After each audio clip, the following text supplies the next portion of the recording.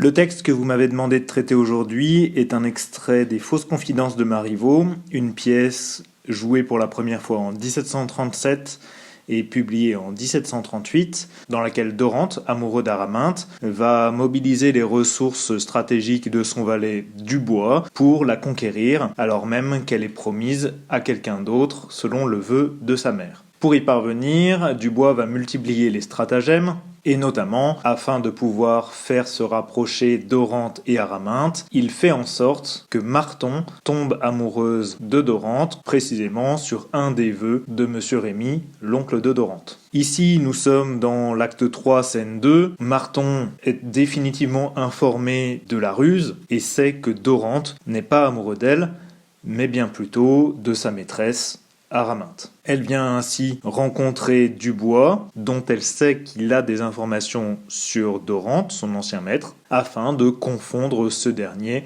au vu de tous. Je passe ainsi à la lecture de l'extrait. « Je te cherchais.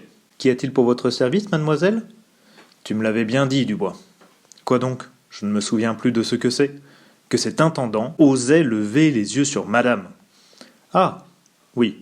Vous parlez de ce regard que je lui vis jeter sur elle. Oh, jamais je ne l'ai oublié. Cette œillade-là ne valait rien. Il y avait quelque chose dedans qui n'était pas dans l'ordre.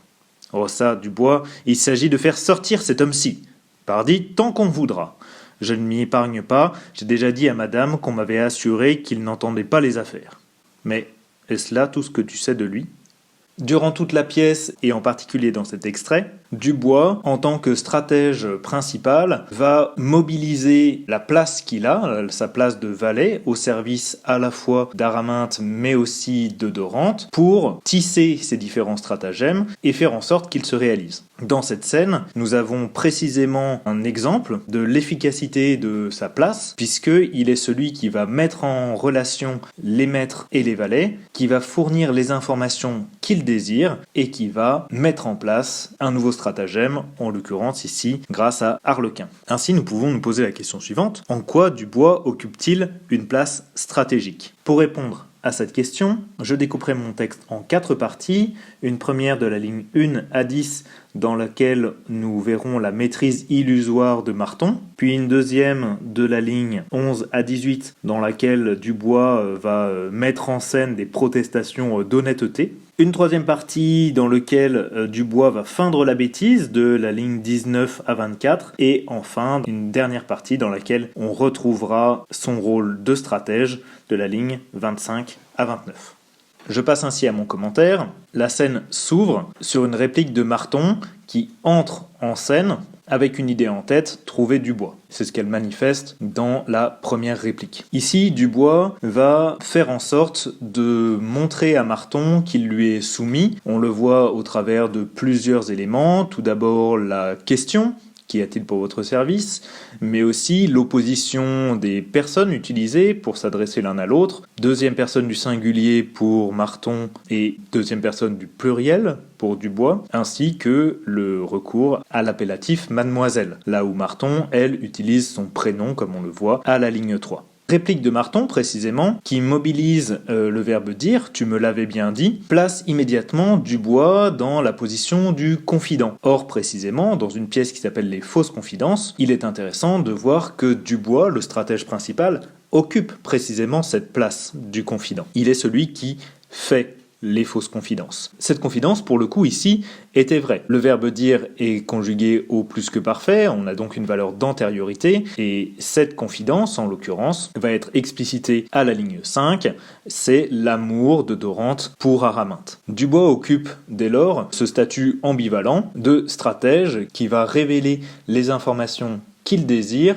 pour servir les intérêts qu'il poursuit. Cela est modélisé aussi par la multiplication des questions et la feinte de l'oubli. Je ne me souviens plus de ce que c'est, dont la feinte est révélée à la ligne 6, jamais je ne l'ai oublié. Donc on a ici une contradiction complète qui va venir montrer la feintise de Dubois. Marton est ainsi placé par Dubois dans une position de supériorité, puisqu'il s'agit pour lui de conserver la place stratégique qu'il occupe, c'est-à-dire au centre du chassé-croisé d'informations. Il est celui qui filtre l'information et qui ne révèle que ce qui l'arrange ou que ce que les personnages eux-mêmes savent déjà. Il attend que Marton lui dise ce qu'elle veut entendre pour le lui confirmer. Cet intendant ose lever les yeux sur Madame. Ah oui, vous parlez de ce regard.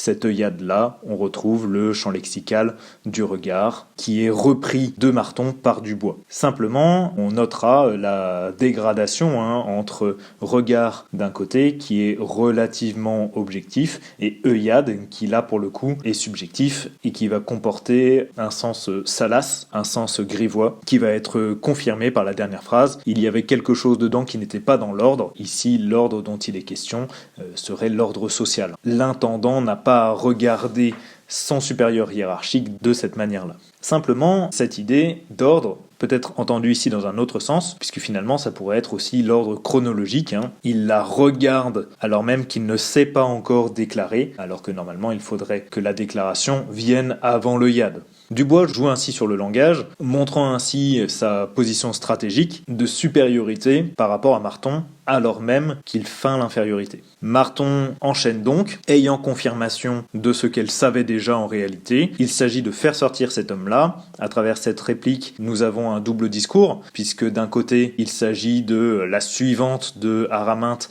qui s'exprime au nom de sa maîtresse, mais il s'agit aussi de la jalousie de l'amoureuse par rapport à l'homme qui vient de les conduire. Nous notons le même jeu de Dubois, c'est Marton qui donne l'information, Dubois qui la confirme, ce qui lui permet ainsi, par cette place stratégique dans le discours, de filtrer les informations et de ne rien donner de nouveau. Par sa réplique, Dubois va montrer sa soumission hiérarchique à la fois à Marton mais par répercussion à sa maîtresse, Araminthe, je ne m'y épargne pas, Araminthe qui est présente à travers le complément d'objet indirect, je l'ai déjà dit, à Madame. Et on retrouve ici, évidemment, la notion de confidence qui était déjà présente dès le début du texte. La confidence en question est elle-même un « on dit », « on m'avait assuré que », qui va venir appuyer aussi sur cette place stratégique du valet qui entend tout et qui peut ou non révéler tout. En l'occurrence, le « on dit » dont il est question est qu'il n'entendait pas les affaires. Nous avons toujours ce double discours, cette double entente, puisque précisément le verbe « entendre » est à la fois comprendre et à la fois écouter. On note pour terminer l'usage intéressant des temps, puisque ici nous avons dans l'ordre du futur, du présent, du passé composé, du plus que parfait et de l'imparfait. Donc on a une grande variété de temps qui sert à montrer que Dubois maîtrise absolument toutes les données temporelles, mais en même temps qui pourrait un petit peu embrouiller son auditoire, ce qui se confirme avec la multiplication des subordonnées conjonctives emboîtées les unes dans les autres. J'ai dit qu'on m'avait assuré qu'il n'entendait pas. Dernier élément, c'est précisément le recours à ce pronom personnel « on », tant qu'on voudra, on m'avait assuré. Ici, ces deux « on » ne sont pas sur le même plan, puisque le premier est indéfini, mais il définit quand même Marton et ses commanditaires, dont Dubois sait qu'ils sont présents à travers elle. Et le deuxième, pour le coup, est clairement indéfini, peut-être même le locuteur qu'il désigne n'existe-t-il même pas, conformément au procédé stratégique couramment utilisé par Dubois, qui est l'invention pure, le mensonge. Je passe ainsi à la deuxième partie. Marton creuse le sujet et va essayer de tirer les vers du nez de Dubois à travers la question « Est-ce là tout ce que tu sais de lui ?» Cette question est introduite par une conjonction de coordination à valeur adversative qui va montrer la détermination de Marton qui s'oppose à ce que dit Dubois, sous-entendant de fait qu'il ne lui dit pas tout. Marton va référer ensuite à une autorité, une double autorité en l'occurrence, Madame Argante et Monsieur le Comte, la mère et le prétendant d'Araminthe, puisque ce sont eux précisément qui auraient intérêt à faire sortir cet homme-ci, comme elle le disait juste avant. Simplement, le spectateur n'a pas assisté à cette scène et on peut toujours ici y voir un stratagème de Marton pour assouvir sa jalousie. Il est intéressant de noter du coup le passage du « je » dans la première partie au « nous » dans cette deuxième partie. « Nous avons peur, ne nous déguise rien ». Un « nous » qui va du coup exclure Dubois et constituer une communauté de personnages qui désirent avoir des informations contre le personnage qui détient cette information, confirmant là encore cette place stratégique du valet d'Araminthe, anciennement de Dorante. On retrouve l'adverbe totalisant tout, est-ce là tout ce que tu sais, nous avons peur que tu n'aies pas tout dit à madame. On retrouve de même le verbe dire qui souligne la confidence caractéristique du personnage de Dubois et rattaché à son rôle de valet. Le soupçon de stratagème va venir se confirmer à travers le verbe déguiser qui ici en contexte signifie travestir, mentir, repris dans la réplique suivante avec le verbe dissimuler qui va repréciser le sens spécifique entendu par Marton, mais qui par Sileps renvoie ici précisément au déguisement de Dorante, puisqu'il n'est pas intendant, mais il s'est déguisé en attendant. Par ailleurs, la référence à Monsieur le Comte au début de la réplique et la promesse de récompense à la fin de la réplique rappellent aussi la propension de ce personnage à corrompre les gens, comme ça a été le cas pour Marton auquel il a promis de l'argent s'il l'aidait à conquérir Araminthe.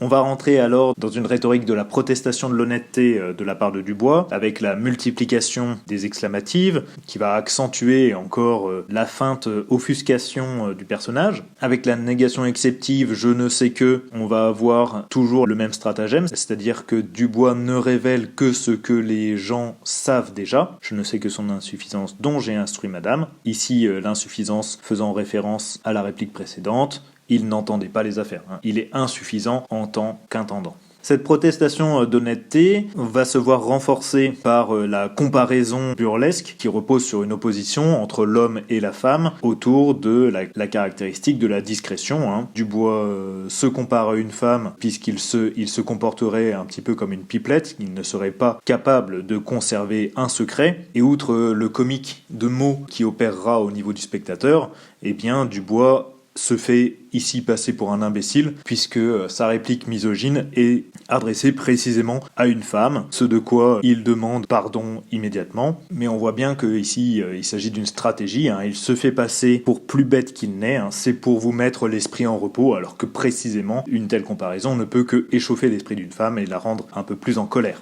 Dubois joue donc à l'imbécile qu'il n'est en réalité pas du tout, c'est ce qui va se confirmer par la suite dans la troisième partie. Dubois attend toujours que Marton lui révèle l'information qu'il n'aura plus alors que confirmer, il occupe toujours une place un petit peu de filtre par rapport aux informations. Marton n'apprend véritablement rien de Dubois. On a une reformulation quasiment de la réplique de Marton par Dubois. Il est certain, il n'en faut point douter, qu'il aime madame, je lui en ai dit ma pensée à elle. Donc les deux répliques sont vraiment construites comme une reformulation l'une de l'autre, et on note là encore toujours la récurrence du verbe dire au passé composé qui insiste sur le statut de confident du valet Dubois. La bêtise de Dubois va se voir confirmée par une autre autorité, celle d'Araminthe elle-même. Elle a répondu que j'étais un sot. Donc Dubois s'est fait passer lui-même pour un imbécile et va affirmer cela en référant à quelqu'un d'autre en quel Marton a confiance. L'idée est vraiment toujours d'insister sur sa bêtise de manière à se faire passer pour inférieur à Marton et à cacher sa place stratégique.